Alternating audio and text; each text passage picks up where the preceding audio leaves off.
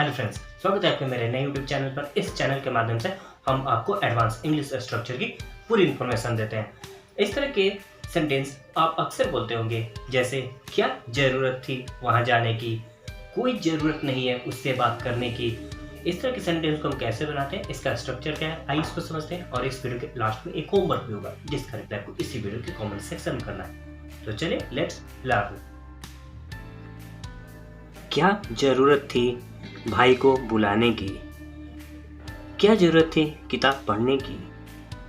क्या ज़रूरत थी यहाँ खेलने की? इस तरह के सेंटेंस में हम बार बार बोल रहे हैं क्या ज़रूरत थी। इसके लिए लिखा जाता है व्हाट वाज द नीड। आइए इसके रूल को समझते हैं। इसमें सबसे पहले आपको लिखना होगा व्हाट वाज द नीड, इसके बाद टू के बाद जो मेन वर्ब होगी उसकी फर्स्ट फॉर्म, इसके बाद जो अदर वर्ड्स होगा उसको लिख लिया जाएगा। लास्ट में आप क्वेश्चन मार्क देंगे, क्योंकि इस तरह के सेंटेंस में हम सामने वाले से क्वेश्चन पूछते हैं। एक और बात, आप चाहे तो यहाँ पर वॉच को सब्जेक्ट या टेंस के अकॉर्डिंग चेंज भी कर सकते हैं। आइए कुछ एग्जांपल्स देते हैं ताकि और अच्छे से क्लियर हो जाए। क्या जरूरत थी भाई को बुलाने की? What was the need to call brother? क्या जरूरत थी किताब पढ़ने की? What was the need to read a book? क्या जरूरत थी यहाँ खेलने की? What was the need to play here? क्या जरूरत थी बोलने की? What was the need to speak? क्या जरूरत थी वहां जाने की? What was the need to go there?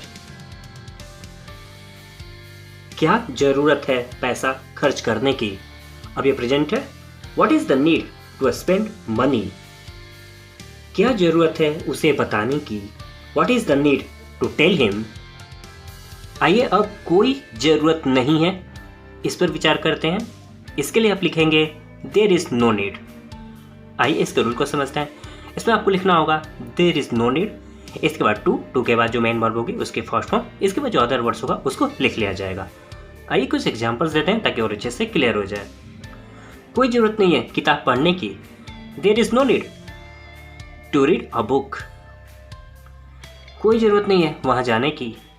There is no need to go there. कोई जरूरत नहीं है उसे बुलाने की। There is no need to call him. कोई जरूरत नहीं थी या कोई जरूरत नहीं था, इसके लिए हम लिखते हैं देयर वॉज नो नीड। आइए इसके रूल को समझते हैं। इसमें सबसे पहले आपको लिखना होगा देयर वॉज नो नीड, इसके बाद आप टू लिखेंगे, टू के बाद जो मेन वर्ब होगी उसके फर्स्ट फॉर्म, इसके बाद जो अदर वर्ड्स होगा उसको लिख लिया जाएगा। आइए कुछ एग्जांपल्स देते हैं ताकि और अच्छे से क्लियर हो जाए। कोई ज़रूरत नहीं थी उससे बात करने की। There was no need to talk to him. कोई ज़रूरत नहीं था घर जाने की।